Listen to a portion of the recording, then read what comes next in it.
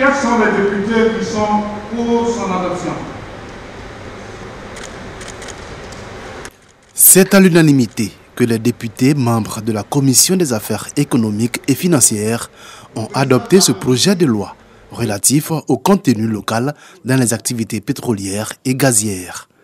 Il s'agit en fait de faire la promotion et l'utilisation de tout ce qui est local dans les activités pétrolières et gazières, à savoir la main-d'œuvre locale, les compétences locales, les biens locaux, les services locaux, les entreprises locales, les entreprises ivoiriennes.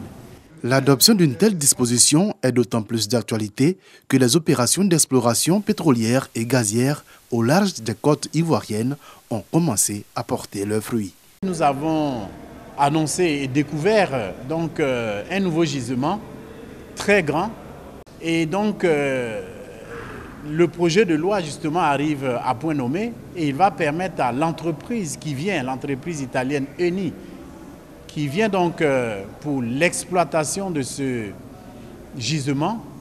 Donc ce projet de loi va nous permettre de mettre en œuvre le contenu de ce projet, à savoir utiliser tout ce qui est local. Le non-respect des obligations liées au contenu local que prévoit ce projet de loi expose le contrevenant à des sanctions administratives comme la suspension ou le retrait d'agrément, en plus d'une amende allant de 500 000 francs CFA à 200 millions de francs CFA. Les acteurs du secteur ont quant à eux à compter de cette adoption 18 mois pour se mettre en conformité avec les nouvelles dispositions.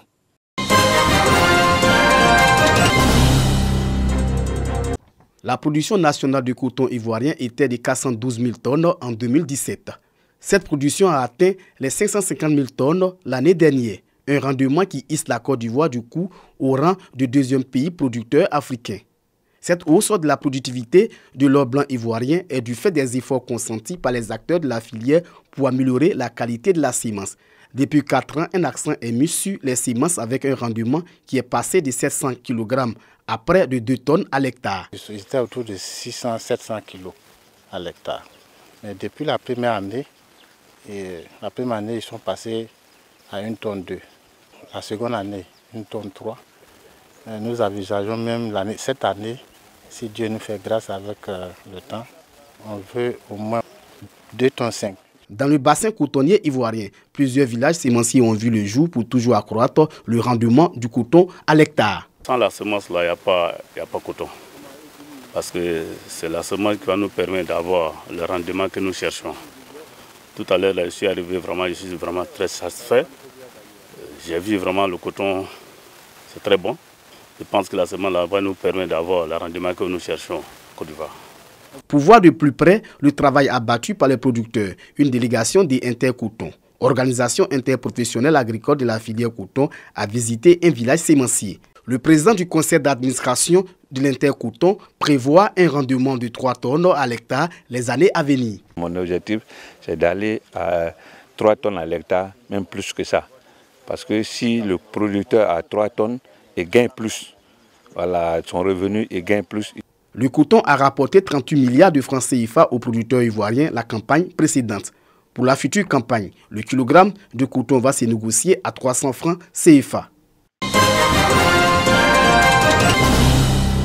Dans la cour de la sous-préfecture de Toumoudi, une atmosphère de fête. Des hommes, des femmes et des enfants s'y sont retrouvés à l'invitation de l'ONG chrétienne Habitat Fontaine de Grâce pour un moment de solidarité et de partage.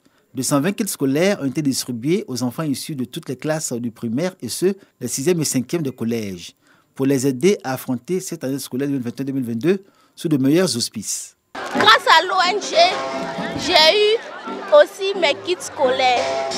Je veux les remercier pour tout ce qu'ils font. Je dis merci à l'ONG et je vais être le premier de la classe. Outre cet acte à l'endroit de ces enfants orphelins, l'ONG Habitat Fontaine de Grâce a offert aux non-voyants de Toumoudi 5000 feuilles braille, 20 poinçons et 20 tablettes.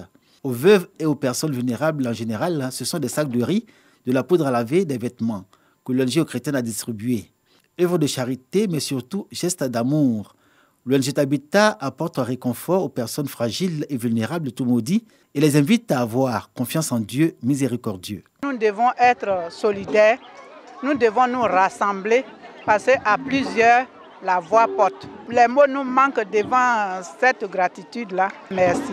Nous sommes dans la joie de voir toutes ces personnes se réjouir avec nous aujourd'hui de recevoir ces présents. On ne peut pas avoir et ne pas partager. Et c'est un fardeau que nous avons de réjouir le cœur de tous ceux qui souffrent autour de nous.